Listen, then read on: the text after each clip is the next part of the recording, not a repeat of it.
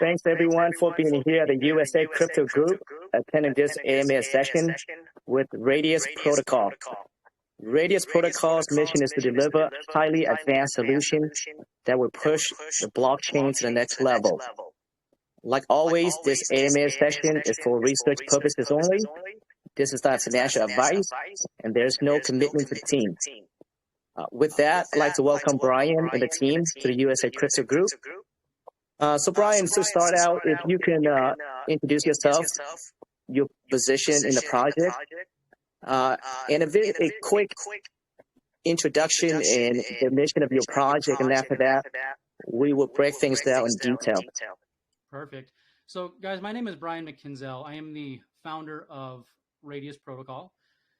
Stan is also a part of the core team, as well as JP. A brief rundown of the project. We're not just a standalone project. What Radius Protocol is we are actually a blockchain research and development company. Our main purpose is looking at the current limitations of current blockchain technology and finding ways to expand on that technology and attempt to push this technology much further. We're very much in our infancy stage with what this technology can really do. And we're here to really just step up and take a look at just how we can make things better, more efficient, how we can get more out of the technology and look for different applications that can utilize this type of technology outside of just the financial market. So there's a lot of things that we are looking at, and it's very interesting. It's a very interesting project. A lot has gone into this. Stan and JP can tell you guys that this has been, quite the undertaking. We have about 206 plus individuals working for us to date, and that's anywhere from developers, web designers, legal team, lots of volunteers, lots of artists, all kinds of people coming together to make this happen. Now, we are trying to put out our own blockchain, and we're looking at a lot of these limitations and coming up with solutions for the current limitations as well as safety concerns.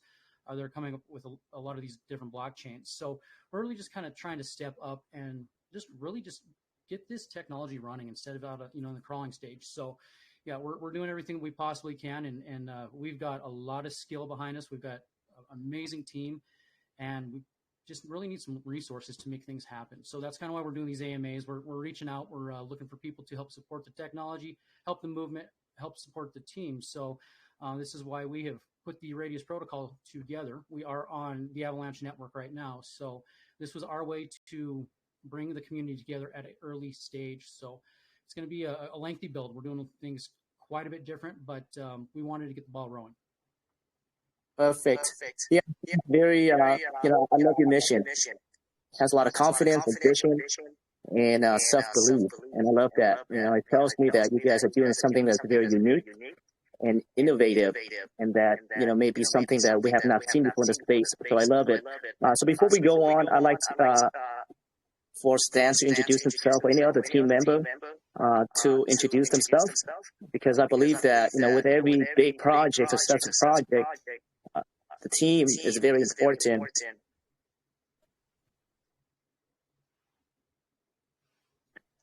Well, my name is Stan Wiederski. I'm from the Netherlands. And I'm on the core team to support Brian anywhere I can. Keep his schedule clean and just get him to do his tasks. And I'll do a lot of the talking behind the scenes, networking, and working on partnerships. And that's about it. Is there anyone else? Now, I know that you guys have a big team, like you said there, Brian. Looks like you guys, today you guys had like over 206 individuals have, partaken in the project in some way or another. Is that correct? That is correct. So our core team is extremely small, and we like to keep it that way. Unfortunately, in this space, we've got issues with people pirating different innovations and stuff like that, front running. So we like to have a very small core team. It keeps things really close to the chest. We do have a monster team, though, as far as who has all come together to work with us. We are contracted with one of the biggest names in blockchain. So we have a lot of people working on the project, but the actual individual core team, we're very, very tiny, but we're very, very effective at the same time. Awesome. I've had a chance to read about you and Stan. Looks like you guys have very extensive experience, not only within the crypto space, but looks like you have some experience in trading and other things as well. So before we go on, I'll talk about the utilities and the use cases. I'd like to talk about your contract. Now, one of the things that really stand out is your hybrid proof of stakes. Could you elaborate on that? What does that mean? And also, if you can give a quick rundown to our listeners, just the basic of what is proof of stake and what is proof of work, and how is your hybrid proof stake differentiate those, and why is it needed, you believe? Yeah, so that was an amazing question, and we're really getting down to the heart of the layer 1 blockchain with that question. It's called the consensus model. Proof of work, proof of stake, there's a lot of different ways that transactions get validated. There's pros and cons to every method. Some of the methods take a lot more time, such as proof of work, things that Bitcoin's using, things of that nature, because you're running miners. You're having to solve very complex equations. And then you have other consensus models that are using something a little milder, more like a validation type of model. So really what we were doing is we were looking at all these individual consensus models, and we're trying to come up with an idea that's going to fit our model. Because one of the limitations that we are looking at is we're trying to reach out to the 37% of the world's population that is currently offline with no internet access. We want to be able to tap into those individuals. So we have to create a solution and a blockchain that is not 100% internet reliant. So in order to do that, we have to take a look at some of these validation models, and we have to see what's going to fit. So we're more than likely going to have to hybrid 2 different consensus models, or even possibly build one from ground up, a brand new one. So once we get a little more research and development under us, we can kind of decide what path is going to be the most effective and efficient for the blockchain model we're trying to produce. Yeah, so I think a hybrid is actually very crucial because, as we know, proof of work, right, consumes a lot of energy. It's not very eco-friendly, and proof of stake is pretty much using the tokens, right? It's no energy at all, and it's scalable. So if you guys somehow figure a way to bridge that, I think that'd be amazing. Yeah. Now, real quick. Go ahead, Sam. Maybe it's better for you to switch to your desktop now. Yeah, if you guys are catching we get rid of the echo. I can switch over to the desktop. That's absolutely fine. Thanks for Brian. I think that's very important. So I appreciate you doing that. Yeah, no problem. Give me 1 minute. I'll be back in, okay? Perfect. Yeah, there's something wrong with his iPhone there. I don't know what it is. That's funny because, usually when it does that is when there's a mic that's open. So, it creates that echo. So I'm surprised that with these mic being off, you can still hear the echo. Oh, there he is again. Oh, that was very fast, Brian. Welcome back. You guys hear me? Loud and clear. We can hear a lot better now. Awesome. All right, that'll eliminate the echo for everybody there. Good old iOS. You got to love that system, huh? Perfect. Now, let's talk about other functionality that you guys have in your contract. You guys have built-in panic control. Can you speak on that, Brian? Oh, yeah. So that is one of our babies. So the RAD system, what it is it is a 3-tier built-in panic control Defcom system. This is the first time this has ever been done. And it's very innovative, very genius how this is put together and works. We have been warning people for many, many, many years about the importance of having safety mechanisms or a safety blanket when it comes to blockchain technology. Because all of you guys know emotion and panic is a real nightmare when it comes to any type of financial market. We witnessed just that, how powerful panic really is with the Luna situation. So we really took a long look, gathered a lot of data, and mostly around the stock market and the type of safety mechanism that they use. So we wanted to take a really pro-crypto friendly approach with kind of a system like that would allow people to just kind of think instead of reacting emotionally. And that's what the RAD system does. It allows everybody the chance to just be calm. Really think if they do want to sell there, if they do want to panic, if they're overreacting, and how this would work. I'll give you guys an example of how the RAD system works. Let's say the token hits an all-time high, and let's say it drops 15%. What's going to happen is Radius is going to initiate what's called a Defcom 1. It's the first layer of the system. Now, what that's going to do, it's going to shut down all selling for 1 hour. It's going to allow all buying, but it's going to stop all selling. And the idea behind the model is if people start to come back in, push price, the people that are panicking, the paper hands, they're probably going to slow down a little bit. Now, after that hour expires, it's trading back to normal. You guys will be able to buy as much as you want, sell as much as you want. However, if the price drops another 10%, Radius is going to initiate what's called Defcom 2. It's the same thing. This time it's going to be a 3-hour selling halt. And once again, the system is going to allow the buyers to try to overtake the sellers. It's going to give them 3 full hours to attempt to bounce price. Now, once the 3 hours expires, it's trading back to normal. You can buy as much as you want, sell as much as you want. If price drops another 10%, Radius is going to initiate Defcom 3. That's the big boy Defcom. It's going to initiate a 6-hour selling halt. All buying can happen. What this is going to do is it's going to, one, not only allow for the community to really just have time to kind of kick back and really think about what they're doing. It's also going to allow the core team to really look at the market conditions, see what is causing this type of stir, and better be able to prepare for the next step. We have a few other things and a few other utilities that build into this that we are hoping are going to allow us to help counteract any type of panic. So we're looking at a lot of these different variables, and we are trying to come up with these solutions that are running rampant in the crypto space. And I think everybody here is very, very well aware of how fast a project can collapse. Yeah, I think that it's very unique, and I think it's very needed within the space. You know, we all have been to this space, like you say. We all have seen a project where one person sells, you know, and the rest follows, right? Next thing you know, the chart dumps 80%. So what you say, I think it's actually very crucial, especially at the point where it allows the team to kind of assess what's going on in, you know, the market, or maybe to stop that panic selling. I think that's actually very unique and something that I have not thought of, but I think it's needed in the space for sure.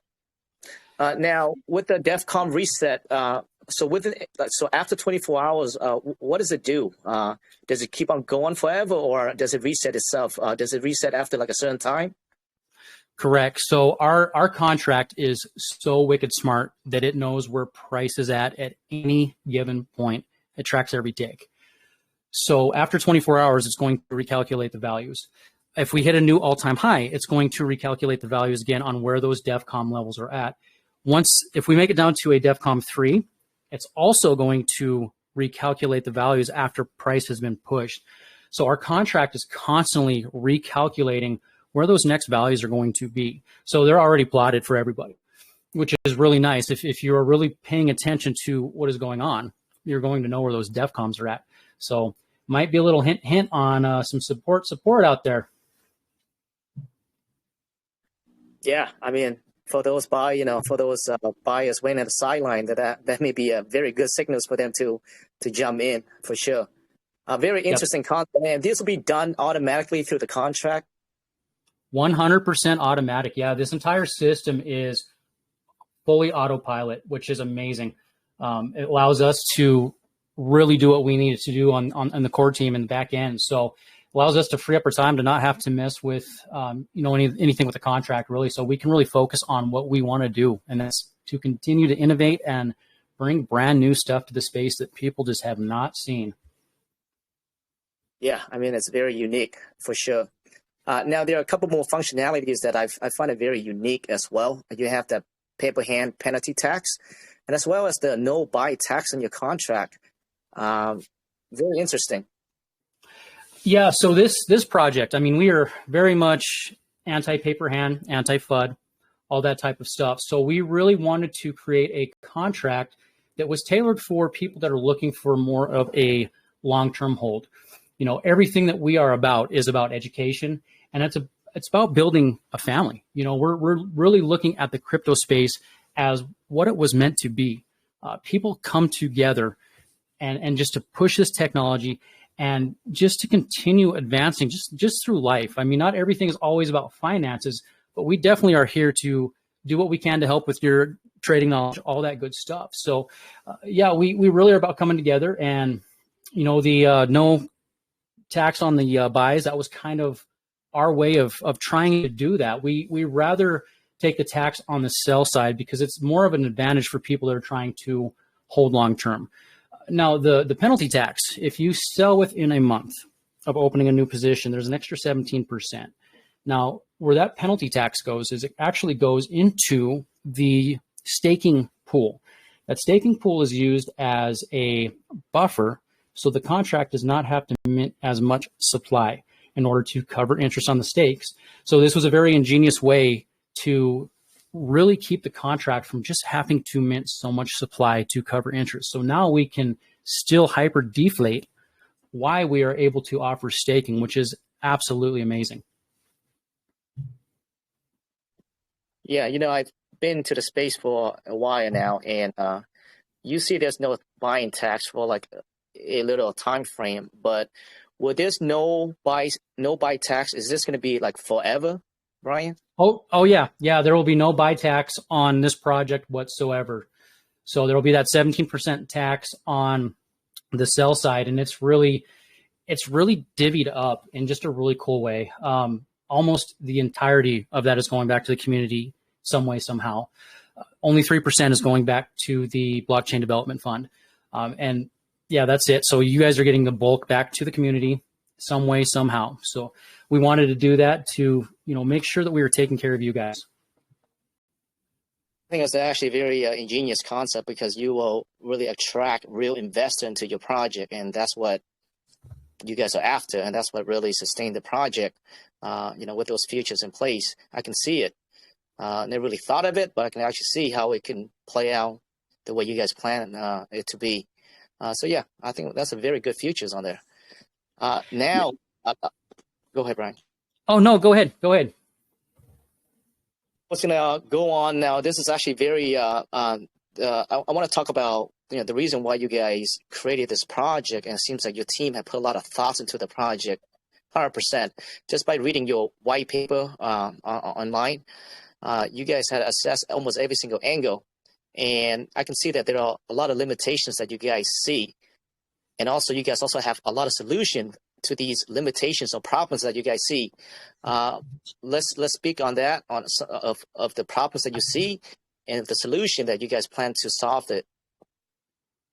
Yeah, absolutely. So to kind of give you a rundown on how this project really started to come to fruition, I myself am a 18-year trading veteran. I've been trading all my adult life. I'm also a trading coach. So I eat, live, and breathe the struggles that other traders have. That's what I do. And, I noticed in the crypto space, there is a very huge lack of education. And I see a lot of people struggling over here.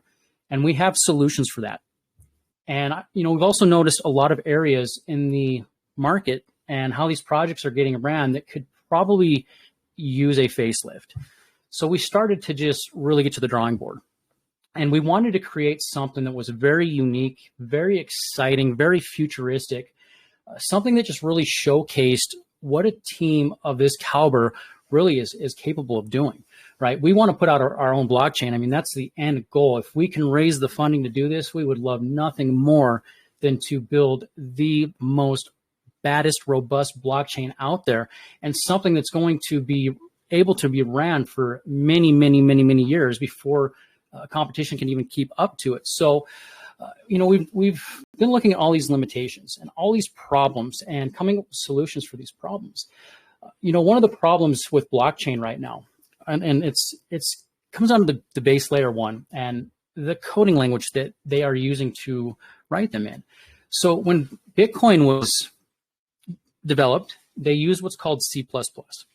It's a much more ancient type of computer language. I mean, it's not super old, but it's old in the terms of what we are trying to do and the amount of data and the amount of memory and all that good stuff that is needed in order to push the amount of transactions that we are doing. That's why Bitcoin is inherently slow, plus the consensus model.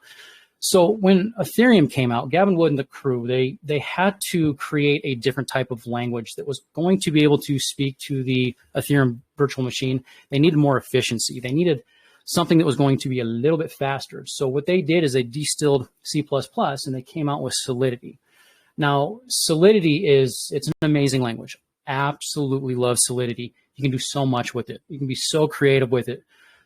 The limitation with Solidity is it does have a tendency to produce digital waste. And it's because of the fact that it is above the machine level.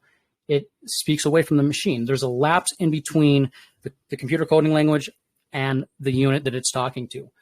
So, and because of that, it has a direct impact on gas fees and transaction speeds. That's why certain times of the week, especially on the weekends, you start to see those gas fees on something like Ethereum really starting to creep up higher and higher and higher. It's because the base layer one is written in Solidity, and it really is having a hard time keeping up with the amount of transactions that are coming through the network. So what has to happen next is your layer two developers have to find ways to take load off of the network in order to keep that bugger functioning. So what we want to do is something completely different. We actually want to tackle that problem right at the base layer one. And in order to get the efficiency that we are wanting to build, we have to come in with a completely different language. It's a very, very complex language. There's only about 20 people worldwide that are fluent enough to code on this language. It's called Rust.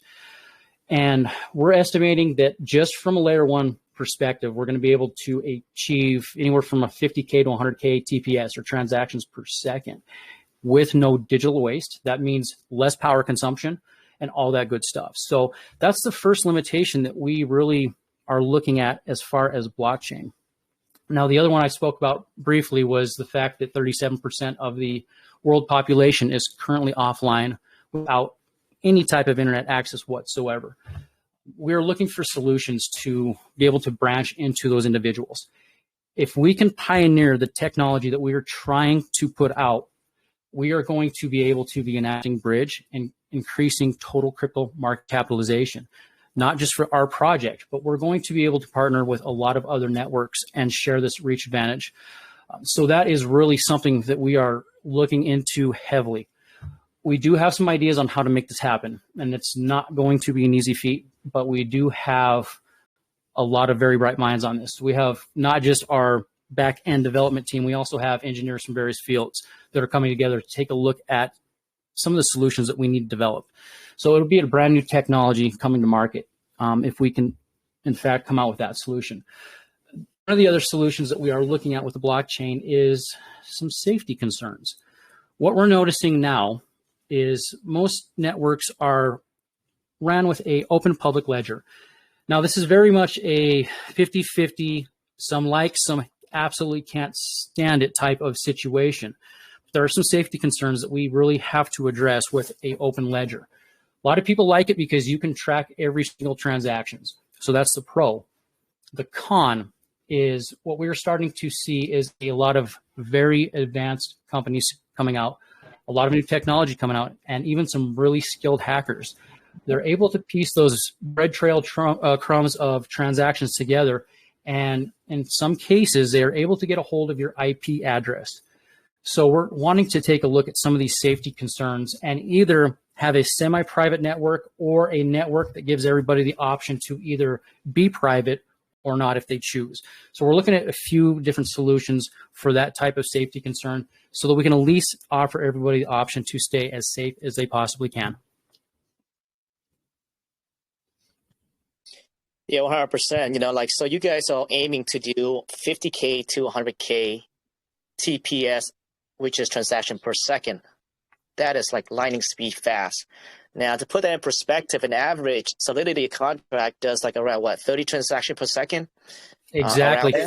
Yep, 15 to 30 from the base layer 1. They can push that a little higher with layer 2 devs coming in and taking some load off the network. But yeah, you're spot on right there. 15 to 30 a second is about the average. So think about that, guys. So 50K to 100K versus average of 30 TPS currently around there. That is amazingly fast, which is crazy. Yeah, I think that would definitely eliminate, like you say, a bottleneck and ultimately reduce the gas fees as well. And, more eco-friendly, more efficient in general. So that's great.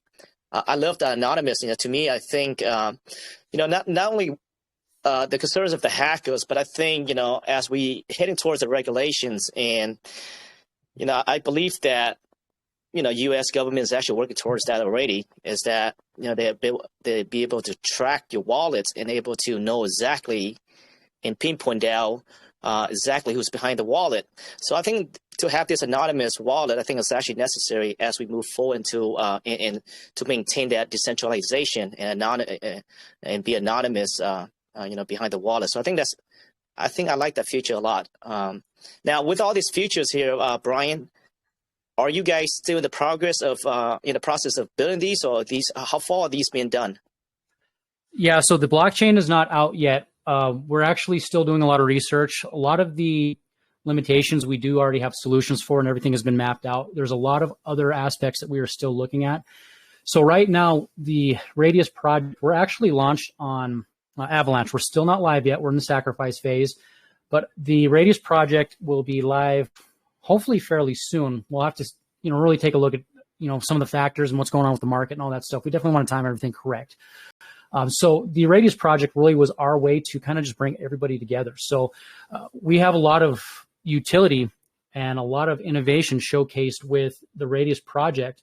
And our goal is to, once we do get to the point to where we can get this blockchain out, is to migrate everybody from the Radius project directly into the blockchain.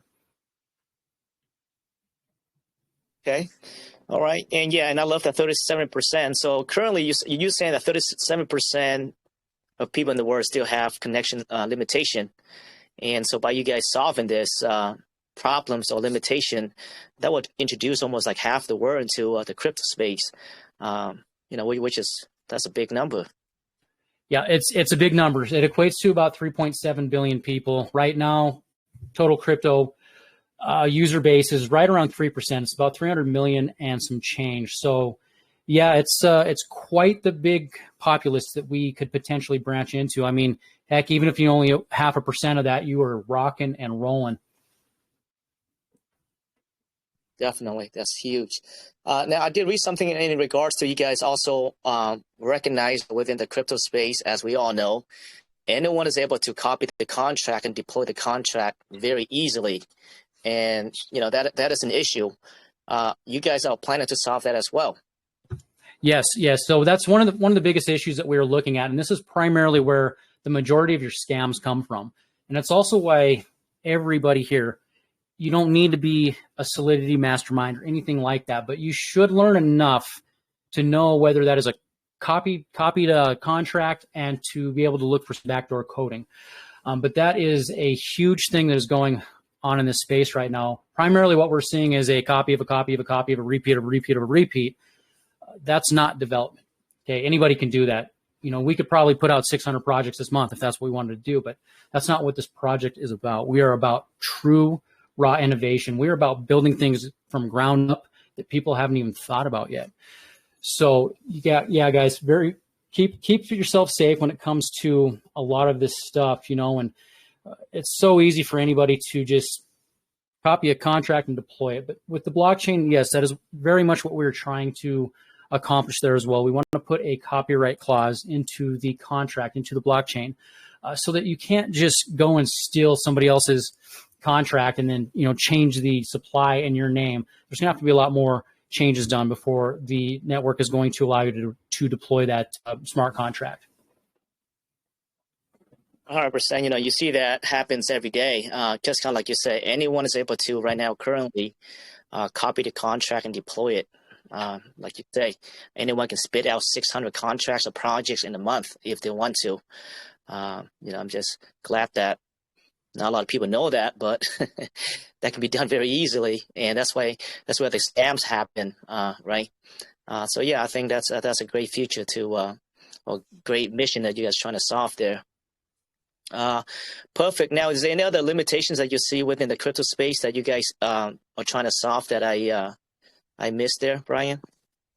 So right now for the blockchain, that's really what we're focused on, but we will be pushing and looking at additional angles as well. So as we're researching and we're noticing things, we're always looking at how we could possibly do things better. How can we do things cleaner, more efficient, more power efficient, more cost effective? We're looking at all these different variables. So, things are constantly coming up that we're looking at. So from now to the time that the blockchain does come out, we're estimating that once we really do get to the grind, it's probably going to take about 2 years minimum to be able to get this to market. So from now, 2 years is quite a bit of time, and I think we're probably going to have quite a few other angles that we'll be looking at tackling as well. So, as those things do come up, we definitely will be letting people know what we are really getting into. Yeah, perfect. I love that. I love that you give like a very good assessment of time frame without bullshit. That's great, and you guys are actually recognize and really see the problems out there and really trying to solve the issues that are happening in the crypto space. So yeah, props that you guys are doing that. Now let's move on to the utilities that you guys have going on right now. Now you have the staking, the swap, the NFT marketplace, as well as the TA, which I believe stands for Technical Analysis University, Fantasy Crypto, and the Geo Wallet. Let's go into detail on each one of them. Yeah, absolutely. So it's a little bit different. I mean, when most projects come out, they kind of come out with, their token with promises of building utility at a future date. We're absolutely locked and loaded with utility out of the gate. And we really wanted to take a look at just some different types of angles that have not really been explored yet. Some really cool ways to give back to the community, but also kind of build this symbiotic relationship between our community and the project, a mutual benefit for everybody. So we really have put together just an innovative platform that is like no other. We do have some utility that a lot of you guys are already used to seeing. However, there's a really cool twist to a lot of these utilities, like staking. Prime example, everybody is very familiar with staking. That's not a new concept in the space. However, we still wanted to offer it. Our staking model is quite a bit different than the other staking models out there. We use a tier-based system, and depending on how much you stake for how long determines what tier you're going to fall in. Now, we offer a very, very good interest on these stakes, but we also offer NFT bonuses. And with our staking model, you're going to get one of two things. So once you stake, and if you qualify for that NFT, one of two things is going to happen. You're either going to get an NFT that is artwork, or you're going to get a keyword to our geocache wallet. Now, everybody's been wondering what that geocache wallet is, and it's extremely unique. This has never been done before. So we actually created a treasure chest for the community. And when you stake, you're going to get those keywords. Whoever gets all the keywords, whatever group, if a bunch of you are working together, gets all those keywords to that wallet, you're going to be able to crack it. Now, 1% of every single sale goes directly to that geocache wallet. So as you can imagine, whoever cracks that, all those transactions are now going to be yours to transfer to your own personal wallet. And then once that does happen, we will build a new wallet and just repeat the process. So that takes care of staking and our geocache wallet. Now, we also do have our NFT marketplace. The NFT marketplace, I mean, it's nothing new. I mean, we've seen plenty of NFT marketplaces out there, but we did want to give you guys a place to assign your staking NFTs so that you'd have an opportunity to sell those, to auction them, or to buy others' artwork. We also have the NFT creation tool, which is a really unique feature. So you can pretty much come in and you can make any NFT in any quantity that your heart desires with that NFT creation tool, which is really, really nice. let's see, we also have the Technical Analysis University, which is also attached to the NFT marketplace. So the TA University, that has been put together by myself, an 18-year trading veteran, as well as some other very, very savvy traders that have a lot of experience both in stocks, options, Forex, and crypto. And they're very cool how they're set up. So the TA University is actually an NFT. So if you purchase a TA session, a module, what the contract does is it mints you a key. That key is going to give you access to that individual module. And then once you're done with that key, that module, you can then turn around and pass that on to a friend or a family member, whatever the case may be. You know, it's a very nice gift, gift of education there. So the TA University is very, very robust. And there's going to be constantly new material coming out on that university as we move forward. So we're really trying to push education as hard as we possibly can. And it's just, you know, there's a very big lack of education in the crypto space, and we kind of really want to help you guys close that gap and just to get the most out of your trading. So it's going to be right there on the platform for you on the website, nice and easy. So that takes care of the TA University. Now, our big utility, one of the biggest utilities, and this is an absolute game changer in our opinion. We have actually put together a utility-based NFT. And this is, without a doubt, probably one of the most brilliant NFT systems that I think I've ever seen. So what we have done, we have put together what is called an NFT scalping system. Now, what that is select NFTs in our collection. The community is going to have the option to come in and lease the utility on these NFTs. 6% of every single sale goes to the NFT scalper pool. Once you lease an NFT, the system is going to ask you the percentage that you want scalped out and the time duration. That is going to set the price per month for your lease. And once a week, these NFTs are going to go to that scalping pool, and they're going to scalp out that percentage of tokens and reflect them back to your wallet. So what we have done is we have created functioning art that serves a massive, massive purpose. This right here is very much a symbiotic relationship between the project and the community. By you guys leasing or renting these NFTs, you're allowing the project to raise residual passive income that we can further develop the project with. We can use it for advertisement, and we can do it for buybacks. If we notice that price is starting to get out of line, we'll have some extra capital laying around that we can do these buybacks and burn those tokens, which we know burning tokens is a huge, huge thing in the crypto space. However, most burns are total supply. Total supply does not have that big of a factor on price. The way that we are doing this, because of the way the NFT system and the scalpers are set up, this is going to allow us to burn circulating supply. So we're leveraging total supply, right, to raise more capital, and then we can turn around and burn that. So it's going to have a factor on price. So it serves a very massive purpose for the development and furthering this project down the line. Wow, very, yeah, that's very unique. I've not seen it before. So every scalper NFT that is leased out gets a percent of that pool. Is that correct? Correct. Yep. And you get to select that percentage. So you get to select the percentage and the duration. So you could select a month, 3 months, 6 months, a year, whatever the case may be. Then that's going to calculate the value of how much that lease is going to cost you per month. So it's a very, very clever system. Once your lease expires, the NFT just comes right back to the company. And then we put it back up on the marketplace. It gets recycled and can be leased again. Wow. Very, very unique. Yeah, I've never seen that before. Very interesting. I think it's a great way to keep the ecosystem moving. Yeah, for developments and all the things that you said. That's actually very interesting. Now, the TA University, I do have, before crypto, I did do a little trading, do a little technical analysis. I'm a trader a little bit, not too long. Made some money off that. Now, just out of curiosity, though, Brian, what would you say your top 3 indicators for TA? Top 3 indicators. So I get asked this question a lot, and the journey of most traders, this is usually how it goes in the beginning. They look for indicators. They're looking for the holy grail of indicators. They find out that it doesn't work. Then they move on to the next one. It doesn't work. And they just keep going down the line.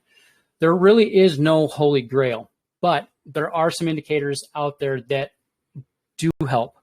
VWAP is what a lot of traders use. So it's always wise to know where your VWAPs are at, because you know that they're probably going to have an additional support and resistance area because of people trading around them. So I do watch VWAP, a couple basic moving averages, but I really am just an old school support and resistance, and really having an intimate knowledge and understanding of market dynamics and flow.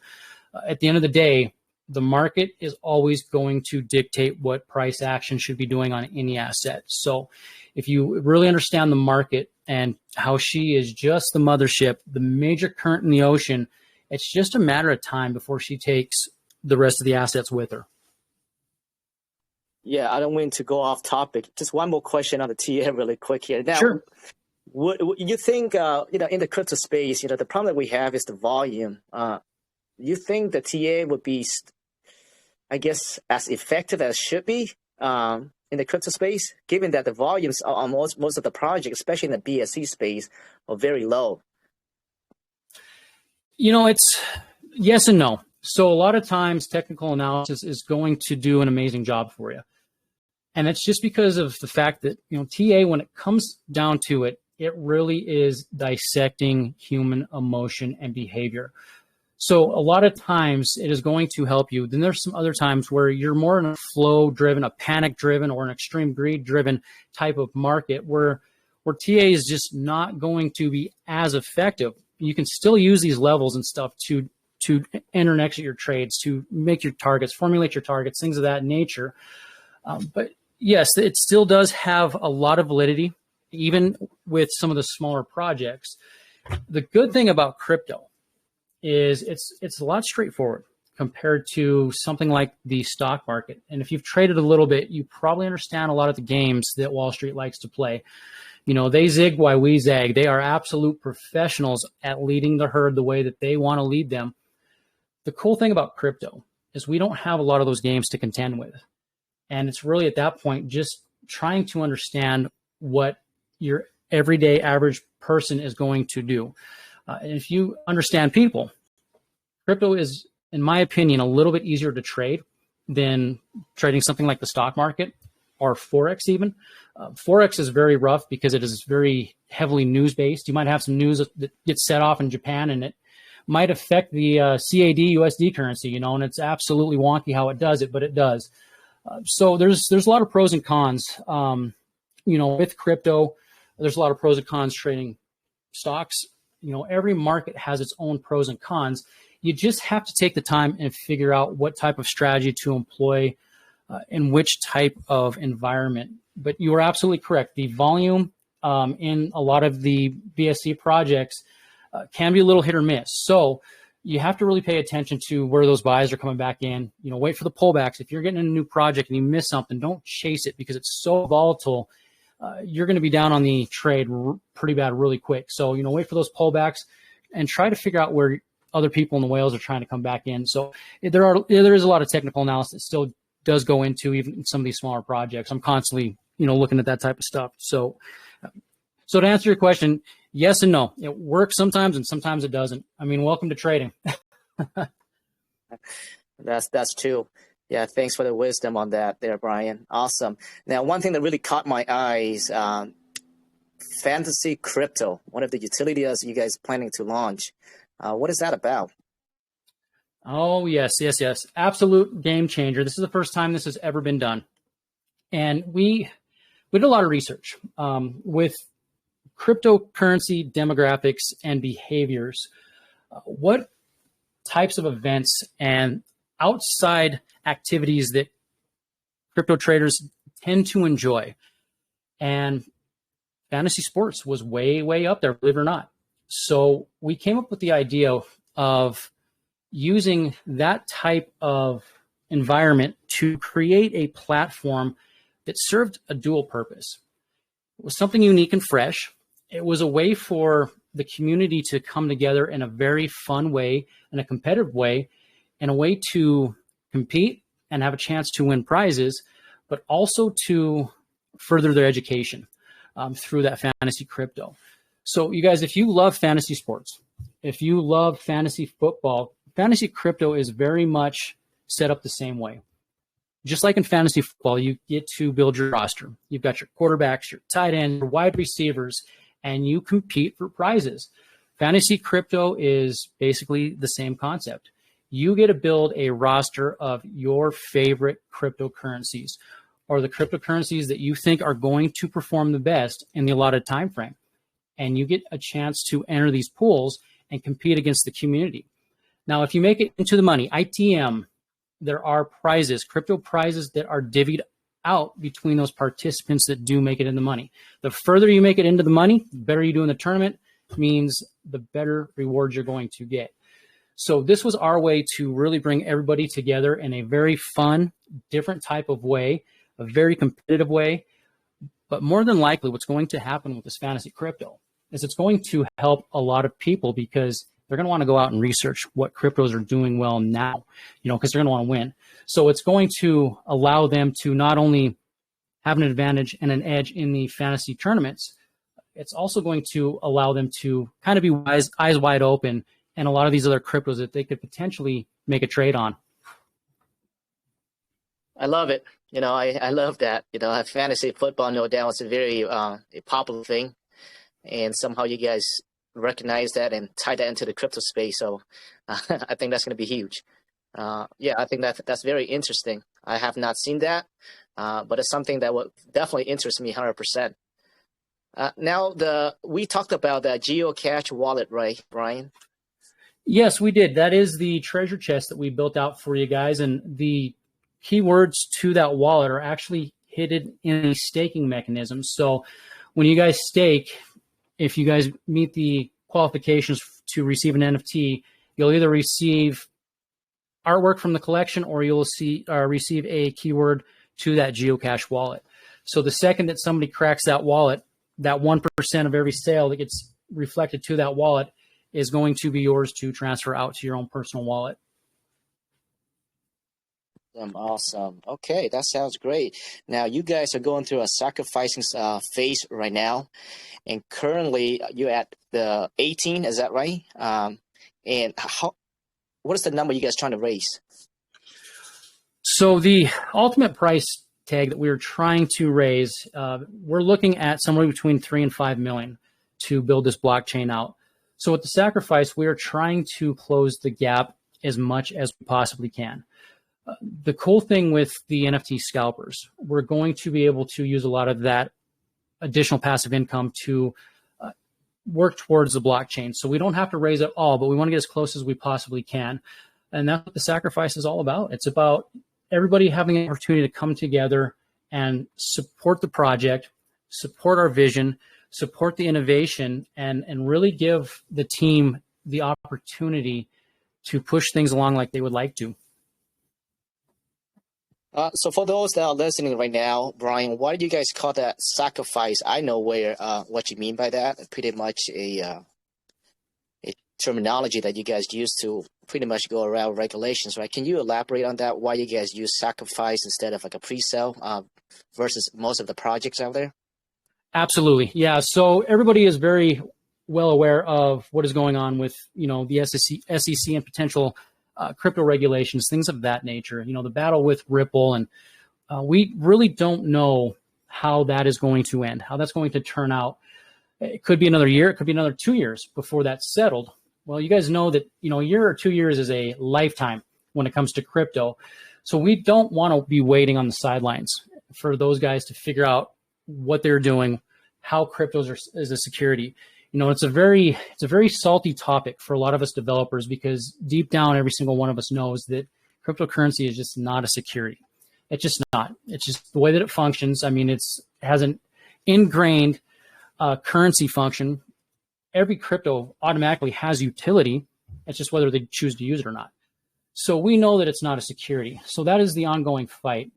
So what the crypto sacrifice is it is a way to really just kind of get away from the of being a security. It kind of forces the community to really look at the utilities of the project and not so much the expectation of profit, but the utilities, the innovation, and the goals and the vision and future that the project is trying to achieve. It kind of takes the focus away from just being nothing but a speculative type of vehicle. That's what the crypto sacrifice really does.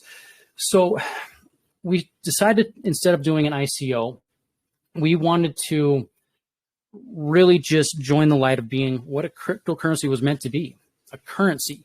So that's why we're an internally based acting currency already, and we're focused primarily on the utilities of the project. So the sacrifice allows you guys to be a part of a beginning stage. Now, what the team has done is we have taken all expectations of profit off of the table. And that's why when you're reading the white paper, you won't see a whole lot of future plans, things of that nature. You're not going to see what launch price is going to be. The team isn't saying you can't make profit off the project. That's not what we're saying at all. We're just not going to put the expectation that you guys can make profit. We're not going to be the project that is, the 1,000 Mooner Gem 5,000, whatever the case may be. We're not going to paint that picture. Our picture is going to be solely based on the utilities. We hope you guys do make profit. We hope you crush it. We just won't put that expectation out there for you guys. That's all the crypto sacrifice really is about. Very well said. And if you guys, we actually had the team, Rich's Heart's team over here, we did an AMA with PostChain and PostX. So I think a lot of our community members, know what that stands for, what that represents. So yeah, that's great. Awesome. Now, Brian, is there anything else that we missed that you want to speak on? Seattle, I don't think we did. You're on top of it. I made sure I recognized that it's like, 3 a.m. for you there? So... not too bad for me. I got it's almost 7 for me, so this is like my morning time. That's still pretty early for me. I'm not sure how you able to get up at 6 a.m. and prepare for an AMA, but I couldn't do it. No, I'm sorry. It's 7 at night. I'm on Mountain Time, so I'm just an hour ahead of you. Oh, 7 at night. Who was it in your team that was that said that it was like 2 a.m. for them? Oh, that's probably Stan. He's used to it by now. I mean, he's up all night with us, and then he's like a vampire. Sun breaks, and he's in his coffin for sleep. Perfect. Yeah. So that was a very detailed answers there, and I think we covered pretty much everything there. So what we're going to do now is, Brian, we're going to open up the floor to questions. So if you guys have questions, go ahead and feel free to open up the mic. We're going to go, Brian, if you guys have the links directly to the sacrifice link, please post that on a website. I mean, in a room, that would be great. But guys, if you have questions, go ahead, open the mic and ask away.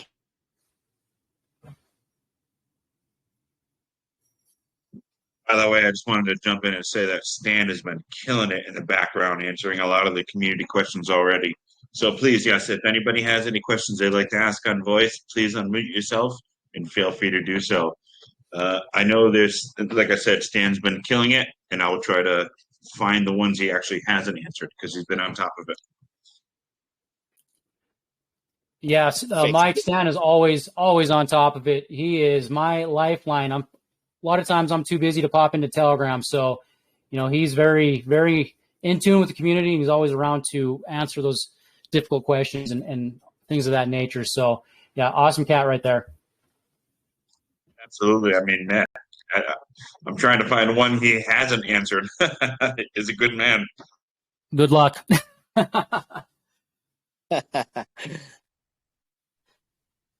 There should be some technical questions in there. Yeah, Mike, you say there's some questions on there. Oh, yeah, I'm seeing them. All right, first one comes from Jinx. I'll just go up from the bottom here anyways. His question is, security and anonymity is always prioritized by blockchain projects in the development of the project platforms and technologies. So, do you have any technological solutions or plans to enhance the user trust in these issues? Yeah, so, like I said before, we're really looking at a lot of security and safety concerns. The backend team that we have, they're one of the biggest, baddest, most brightest minds when it comes to blockchain technology and software engineering. So we have these guys on this full time, really looking at a lot of these issues, a lot of these safety concerns. I think with a more private type of network, that's going to really eliminate a lot of those concerns, right? If they don't know what your wallet address is or who's who, you really can't be targeted by scammers, by hackers, anything like that. So we're looking at a lot of different safety features, things of that nature. So we'll just have to kind of continue to research and develop. And as we get to those bridges, we will really start to determine just what direction we need to take when it comes to a lot of these safety angles. Great answer. Appreciate that, Brian. Next one comes from Brody. He's always attending all our AMAs here. Appreciate that, Brody. This question is, cross-chain bridges have brought higher interoperability to the blockchain industry and created a better experience for blockchain users and developers. Still, integral blockchain platforms have problems to solve, including growing centralization, security risks, liquidity issues, and more. So my question to you is, how do you guys plan to tackle these growing challenges that make true and secure blockchain far from being achievable? Yeah, that's an amazing question. Very, very thought out question right there. So we're going to really just have to take a look at a lot of these issues that a lot of the other blockchains have had. And he's absolutely right. There's a lot of liquidity issues. There's a lot of issues when it just comes to growing a blockchain. I think where we're going to stand apart is just in the sheer innovation and what our blockchain is going to be able to produce, the efficiency, being able to, hopefully, if we can develop this technology, tap into these outside sources that are not online right now. There's also some other angles that we are going to be able to employ in the near future that I cannot get into right now because they're under NDA. But there are some really cool things that we are planning on doing if we can develop this technology.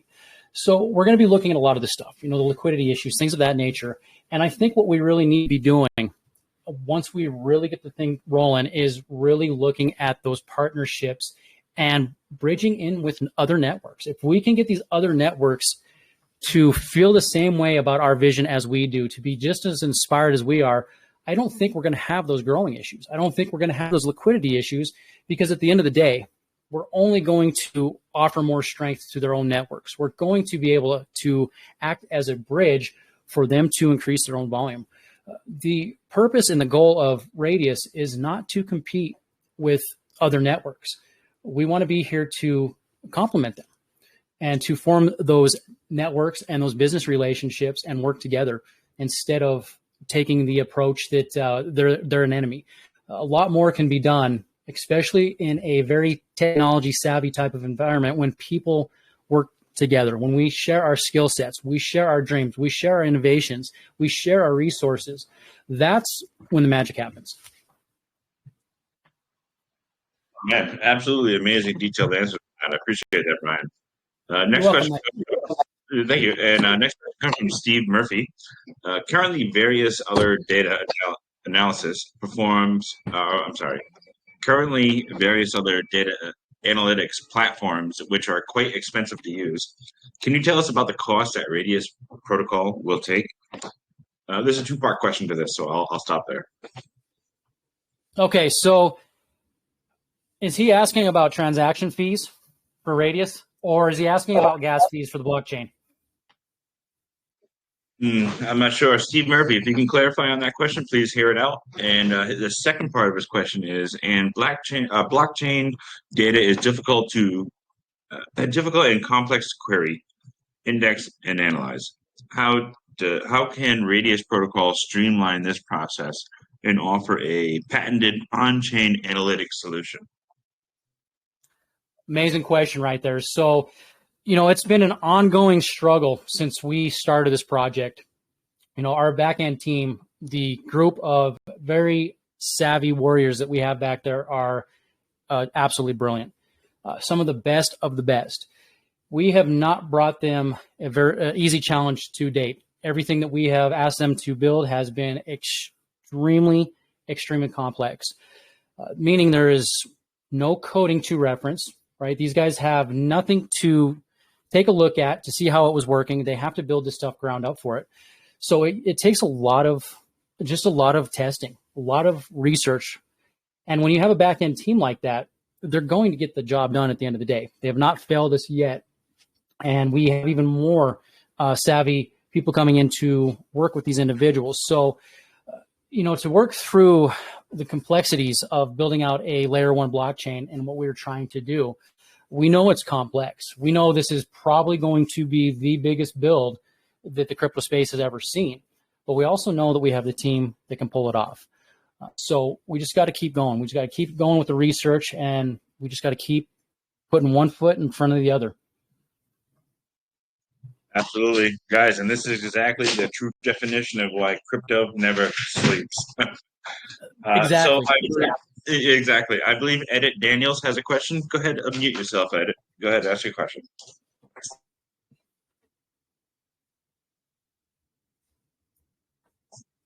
If you can hear me, Edit, if you have a question, go ahead and ask. Yeah. If not, hello. There you are. Yeah. Thanks for the opportunity. Quickly, my question is, going to your website, I saw that you have a staking program. My question is, a majority of the project only audits the token contract without auditing the staking contract. So to ensure that investors' funds are safe when using the platform, is the staking contract also audited? So to answer your question, this project is absolutely massive. We don't just have one contract with Radius. We actually have 6 smart contracts that are all going to be working together in order to make all this happen. So we've got a lot of on-chain and off-chain back-end technology working together. We have a ton of different contracts. Right now, the main contract is deployed. We have 5 additional smart contracts that we still need to deploy. They have been completed. They've been audited. Everything is good to go. We are kind of camping on those additional smart contracts in the event that we might want to add any more bells and whistles in there for you guys. If we have any other concepts that we might want to add before we actually go live. So we're kind of holding off because we are done. They've been audited. We could literally launch those in the next 15 minutes if we needed to. So sometime between now and when the sacrifice is over, those additional 5 contracts will be deployed and we'll be ready to rock and roll. Okay, awesome. And also, right in your website, you have Swap and NFT marketplace. So my question is, whenever an investor uses this platform, will there be any fees? And if yes, how will the investors benefit from those fees? So to use the swap, there's not going to be any fees on our side. What the swap that we have is it's connected directly into where the liquidity pool will be provided. So it's just a way for you guys to have easy access to not have to go use a third party. If you choose to use our website swap, you can. As far as the NFT marketplace, there is a final value fee if you sell NFT. That's where the project will raise a little bit of funding. Those fees are not very expensive, and we have it so that we can adjust those fees. So we'll make sure that we keep those fees extremely fair for everybody. The goal is not to make money off of the utilities. It's really just to provide the utility for you guys, to provide utility for the token. We're not trying to make a killing off the TA University. We're not trying to make a killing off of the NFT marketplace. We're honestly not trying to make a killing off of anything. We're really trying to bring solutions to the market. We're really trying to help educate the community as a whole. And we're just really trying to take a different approach than what we're seeing in this space.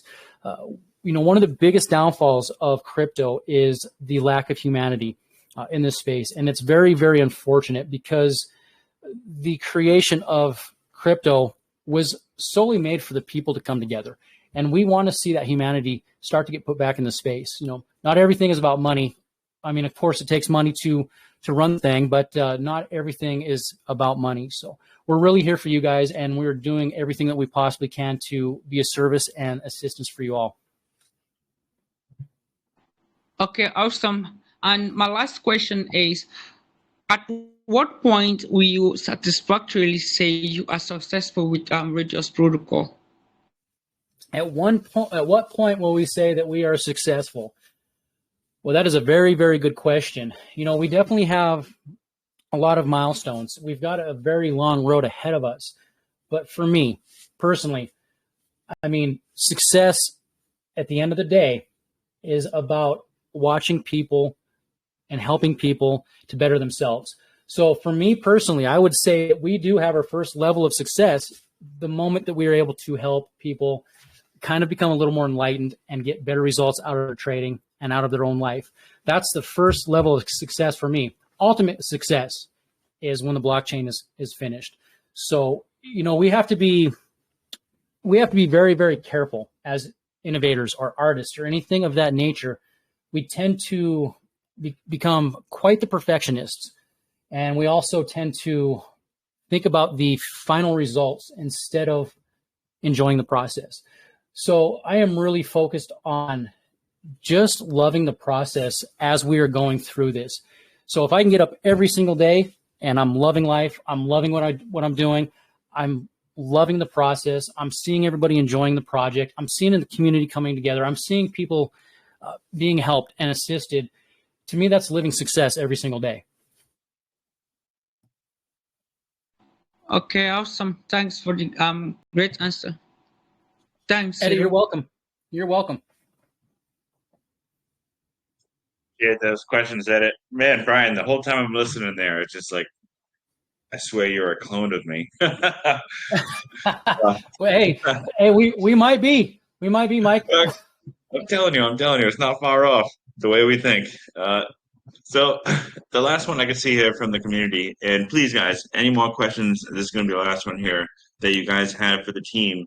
Please make sure you join their Telegram. Ask them, reach out even to any of the team members there. Ask any questions. But the last one here is coming from Jinx. Jinx asks, security and being anonymous is always prioritized by blockchain projects and development of platforms and technologies. So do you have any technological solutions or plans to enhance user trust in these issues? I know you kind of answered this just a minute ago. Yeah, you know, and it's a very big question. User trust is absolutely critical. And I think user trust has kind of been knocked down a couple notches with what has happened with the whole Luna USDT situation. So we really have to take a look at a lot of those angles, a lot of different variables. You know, we're very, very well aware of what can go wrong with blockchain technology. So the backend team and myself, we are constantly going back and forth, trying to look at these different types of issues and coming up with the most logical type of situation that's going to be effective. So security is very much a priority for us. I do think with a more anonymous private type of network, that is going to give a lot of peace of mind. So that's going to give a lot of user trust right off the top. So, you know, as far as security, when it comes to the actual coding and the actual blockchain side of things typically are pretty secure for the most part. You know, there's a few areas that you do have to watch out for, which we're very well equipped to tackle those types of areas. We have a very, very skilled team. You know, you guys, I myself am not a developer, just to let you all know. I do know a good bit about coding, but I am not a developer on our back-end team's level. These guys they're savants. There is nothing these guys have not been able to build for us. So, you know, if I do not have a few answers to some of these safety issues, it's probably because it's stuff that we're still working on. It's stuff that I'm having them look into. So we're still kind of doing a lot of research and development when it comes to the blockchain. So there's a lot of stuff going on right now, but we do know this for a fact. We are not going to stop building that thing until we are 100% confident that it is safe, secure, and that it is going to be absolutely 100% what we have in our minds. It's the same thing with the Radius project. We would not allow these contracts to be deployed unless we knew 100% they were safe, secure, and that they were built to our spec and our vision and our business logic. And, you know, our back end team, they were able to make this all happen for us, no matter how complex this was. Lots and lots of late nights going back and forth, lots of meetings. And that's just what it takes to get new innovation. That's what it takes to have raw development. So we're just going to keep working with our development team, and we'll be talking about all these things constantly. So we will we'll definitely get there, guys. We are not worried about safety concerns, anything of that nature. Absolutely. I appreciate you answering all these questions tonight, Brian. You are an amazing speaker. I swear I could listen to you all night. But we are rounding the end here. Before I kick it back to Seattle to close us out here and before the giveaway, I'd like to ask you to give us a 3-minute summarize, a wrap-up in a sense, of why the investors should choose you. Oh, you're putting me on the spot. That's good. I love being put on the spot. So to give you a wrap-up of why you should participate and invest in the project, I would say it's because of the dedication, the passion, how prepared we are, the innovation. You have a team that cares about you, which is hardly the point ever in crypto. I mean, anybody can go and invest in, you know, the slot machine projects and the hype coins and this, that, and the other. But why not be a part of something that is trying to improve this space, something that is trying to ensure that we have a future in the space, a team that is trying to push this technology to higher limits. You know, to me personally, if I am going to get involved in a project, that's what I'm looking for. I don't care about the hype. You know, I don't care if they got a pretty dog face on the coin, whatever the case may be. I care about their vision, their character, how the team carries it themselves. At the end of the day, that's what matters the most, right? That's the team that, you know, no matter how hard things get, they're going to pull themselves from the ashes, and they're going to arise above those complications, those obstacles, and they're going to keep going.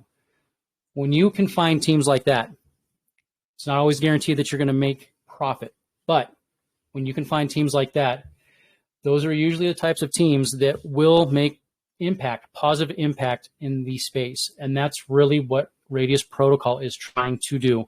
We are trying to make positive impact, and we are trying to really push this technology to its fullest potential. If we can do this, it's going to be a very amazing journey. Man, I hope all you listeners here, all 152 participants, are listening to this, because what he's saying is true words, 100% from the heart, and he is not wrong. I love it.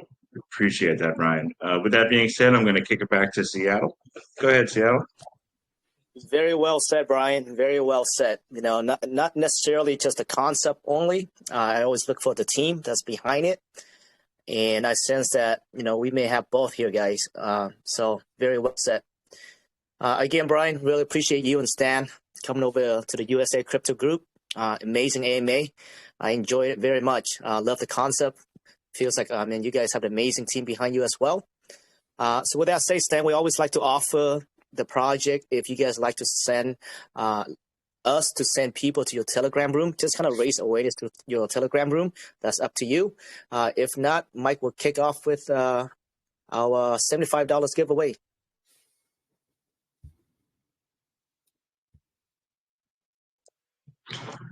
Yes. So, Brian, I don't know if you heard what you're saying there, but at the end, we'd like to send our community over to yours and announce, you know, great AMA over at USA Crypto Group.